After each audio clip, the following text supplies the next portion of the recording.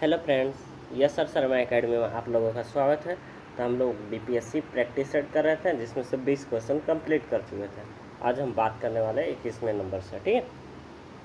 तो 21वां नंबर कहता है निम्नलिखित कथनों पर विचार कीजिए, जिसमें पहला कथन कहता है शिवाजी ने अपने स्वराज्य क्षेत्र में दक्कन की शक्तियों की घुसपैठ को नियंत्रित किया।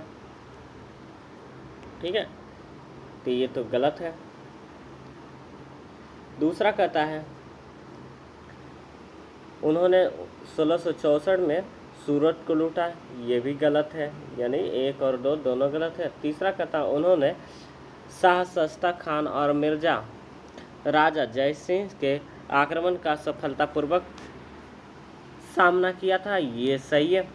और चौथा कहता शिवाजी की शक्ति को कमजोर करने का उद्देश्य मुगलों ने बीजापुर एवं गोलकुंड का मुगल साम्राज्य में विलय किया, ये भी सही है, यानी ऑप्शन नंबर इसका हो जाएगा 3 और 4 सही है, तो ऑप्शन नंबर डी।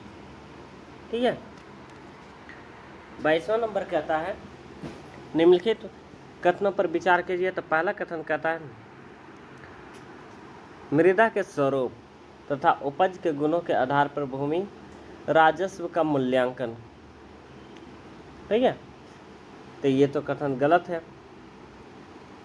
दूसरा कहता है युद्धों में चलती फिरती तोपों का उपयोग, ये भी गलत है। तीसरा तंबाकू और लाल मिर्च की खेती, ये भी गलत है। अंग्रेज जो है भारत की देन है, ये तीनों देन नहीं है, ये इनमें से कोई नहीं है, ऑप्शन नंबर डी।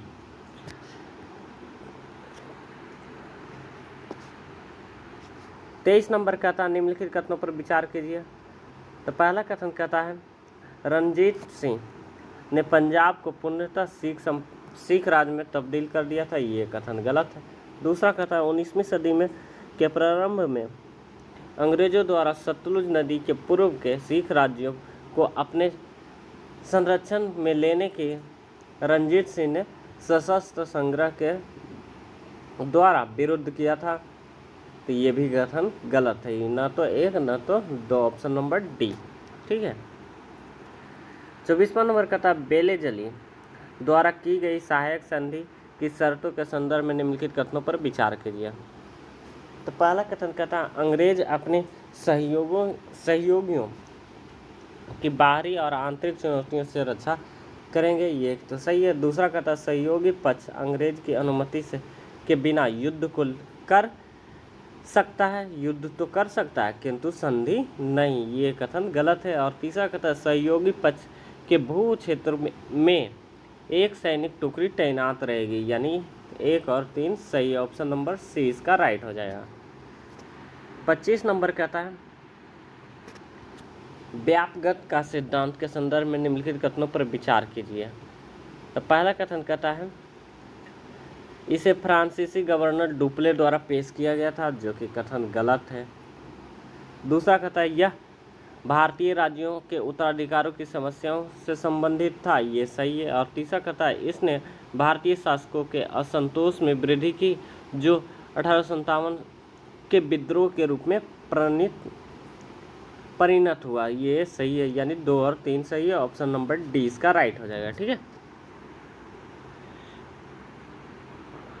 26 नंबर की अगर बात करें तो निम्नलिखित में से कौन सा रैयतवारी प्रणाली की विशेषताएं है? रैयतवारी विशेषता। तो पहला कहता है यह थॉमस मुनरो की द्वारा उद्भावना थी, जो कि ब्रेन चाइल्ड कहा जाता था, ये तो सही है। दूसरा कहता है इसका उद्देश्य मध्यवर्तीय को कम करना है, ये भी सही है। और तीसरा इस प्रणाली से कृषि धीरे धीरे कंगाल हो गया, ये भी सही है। और चौथा कहता है इसको मद्रास और बंगाल प्रेसिडेंसियों के हिस्सों में शुरू किया गया था, ये गलत है, यानी 1, 2 तीनों सही है, ऑप्शन नंबर बी इसका राइट हो जाएगा। ठीक है। 27 की अगर बात करें तो निम्नलिखित में से कौन ब्रिटिश नीतियों के कारण भारत के विदेश औद्योगिकीकरण के लिए उत्तरदायी है? ठीक है। तो पहला कहता है गुमास्ता के माध्यम से ब्रिटिश कंपनी का हस्तक्षेप, ये तो है ही। दूसरा कहता है देसी राजाओं और राजा घरानों का पतन, ये भी है। और तीसरा कहता है भारतीय व्यापारियों के विरुद्ध भेदभावपूर्ण नीतियाँ, ये भी है। यानी 1, 2, तीनों है। ठीक है, ऑप्शन नंबर सी हो जाएगा इसका। 28 कहता है 1857 के विद्रोह के बाद महारानी का उद्घोषणा के संदर्भ में निम्नलिखित कथनों पर विचार कीजिए। तो पहला कहता है इसने राज्य हड़प की नीति को समाप्त कर देशीय राजकुमारों के अधिकारों को मान्यता प्रदान की थी, ये तो सही है। दूसरा कहता है कानून का संचालन करते समय भारतीय लोगों के अधिकार, रीति रिवाजों तथा प्रथाओं का पर विचार किया जाना था, ये भी सही है।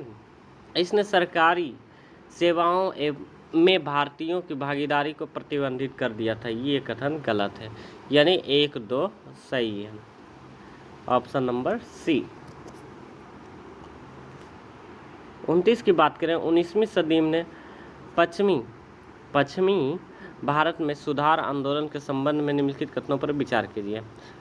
तो पहला कथन कहता है महाराष्ट्र में स्थापित परमहंस मंडली ने जात पात के बंधन को तोड़ने का कार्य किया था, ये सही है। दूसरा कहता है दादा भाई नौरोजी फारसी धर्म सुधार संगठन के संस्थापक सदस्य में से एक थे, ये भी सही है। और तीसरा कहता विष्णु शास्त्री पंडित ने विधवा विवाह समाज की स्थापना की थी, ये भी सही है। यानी 1, 2 तीनों सही है, ऑप्शन नंबर डी।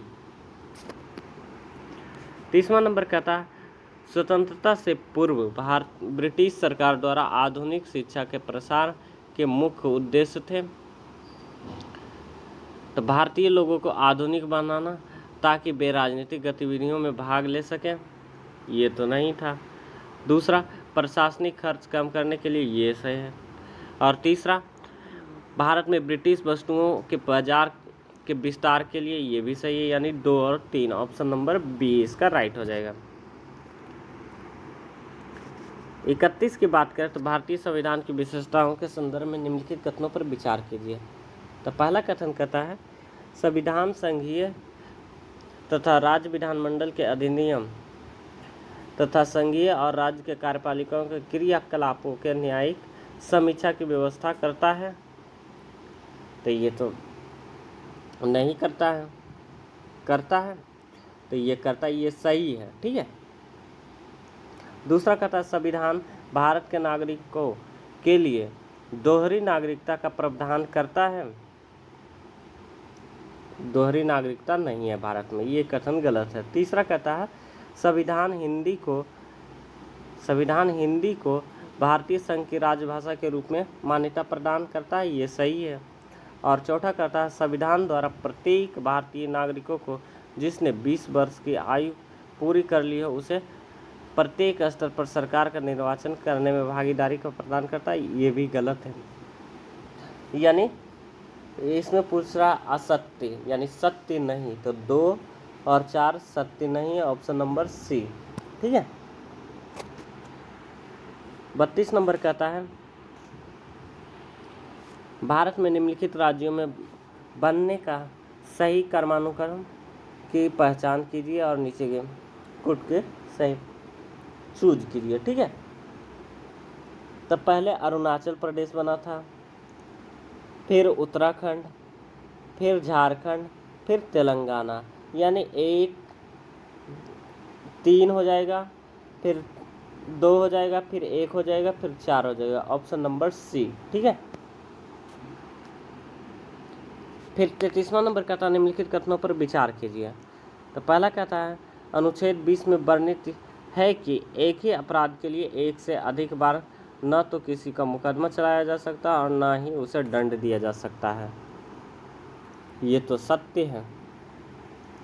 दूसरा कहता है अनुच्छेद 21 कुछ दशाओं में गिरफ्तारी का निरोध से संरक्षण प्रदान करता है, ये गलत है। तीसरा कहता है अनुच्छेद 22 के अनुसार किसी व्यक्ति को विधि द्वारा स्थापित प्रक्रिया के बिना उसका प्राण या व्यक्तिक स्वतंत्रता से वंचित नहीं किया जा सकता, ये भी गलत है। और चौथा कहता है अनुच्छेद 22 में यह व्यवस्था है कि गिरफ्तार व्यक्ति को 24 घंटे के अंदर निकटतम न्यायाधीशों के सम्मुख पेश किए जाना अनिवार्य है, ये सही है। यानी 1 4 सही है और 2 3 गलत है। इसमें असत्य पूछ रहा है तो 2 3 हो जाएगा, ऑप्शन नंबर बी। 34 नंबर कहता है राज्य के नीति निर्देशक तत्वों में मौलिक अधिकारों से भिन्न है। तो क्या भिन्न है? तो नीति निर्देशक तत्व जो है न्यायालय में परिवर्तनीय नहीं है, जबकि मौलिक अधिकार परिवर्तनीय है, ऑप्शन नंबर बी।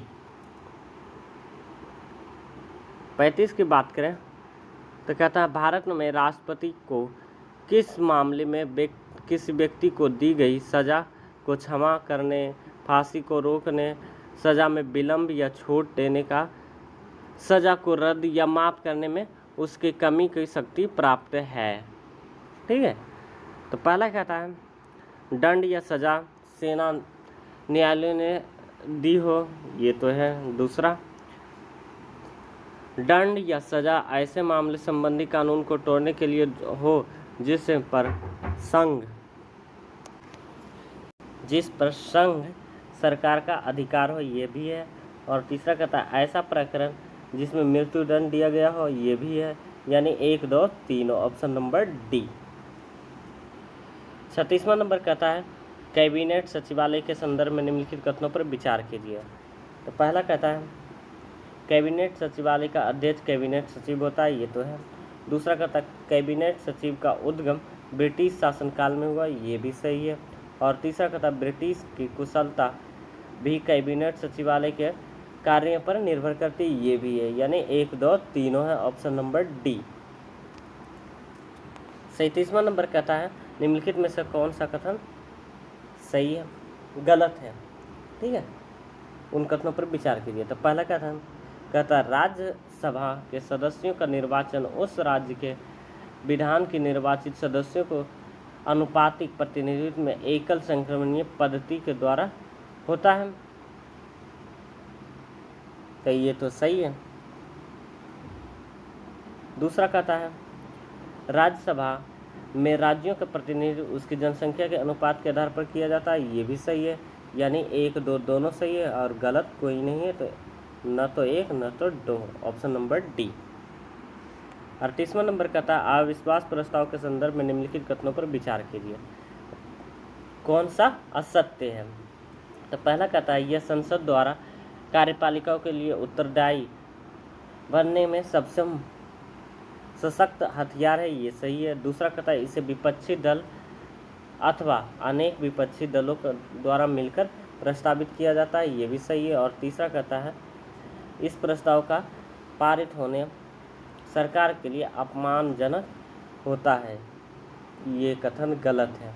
और चौथा कहता है इस प्रस्ताव के पारित होने पर मंत्रिपरिषद को त्याग पत्र देना पड़ता है, ये भी सही है। यानी सी गलत है, ऑप्शन नंबर सी। 39 कहता है राज्यपाल द्वारा जारी किए जाने वाले अध्यादेश के संबंध में निम्नलिखित में से कौन सा असत्य है। तो पहला कहता है यह तभी जारी किया जा सकता है जब विधानमंडल का सत्र ना चल रहा हो, ये तो सही है। दूसरा कहता है यह अध्यादेश विधानमंडल के अधिवेशन शुरू होने के 6 हफ्ता तक के बाद भी लागू हो सकते हैं, ये भी सही है। और तीसरा कहता है 6 हफ्ता की अवधि से पूर्व भी अध्यादेश को समाप्त किया जा सकता है, ये भी सही है। और चौथा कहता है 12 सप्ताह की अवधि से पूर्व ऐसे अध्यादेश को समाप्त नहीं किया जा सकता, ये गलत है, ऑप्शन नंबर डी गलत है।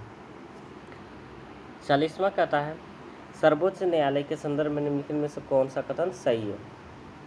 तो पहला कहता है यह फौजदारी और दीवानी मामलों की अपील के लिए सर्वोच्च न्यायालय संस्था है, ये भी सही है। दूसरा कहता है यह यदि फौजदारी के मामले में निचली अदालत किसी को फांसी की सज़ा दी हो तो उसका अपील सर्वोच्च या उच्च न्यायालय में की जा सकती है, ये सही है। और तीसरा कहता है दीवानी मामलों में उच्च न्यायालय के निर्णयों के विरुद्ध उच्चतम न्यायालय में अपील हो सकती है जब उच्च न्यायालय यह प्रमाणित कर दे कि मामले का संबंध सार्वजनिक महत्व के लिए सारगर्भित हो प्रश्न है, ये भी सही है। यानी 1 से अधिक, ऑप्शन नंबर डी। ठीक है फ्रेंड्स, तो आज हम लोग यहीं पर रहने देते हैं, कल हम बात करते हैं 41 नंबर क्वेश्चन से। ठीक है, तो हमारे चैनल को लाइक सब्सक्राइब करें और कमेंट करें। ठीक है फ्रेंड्स।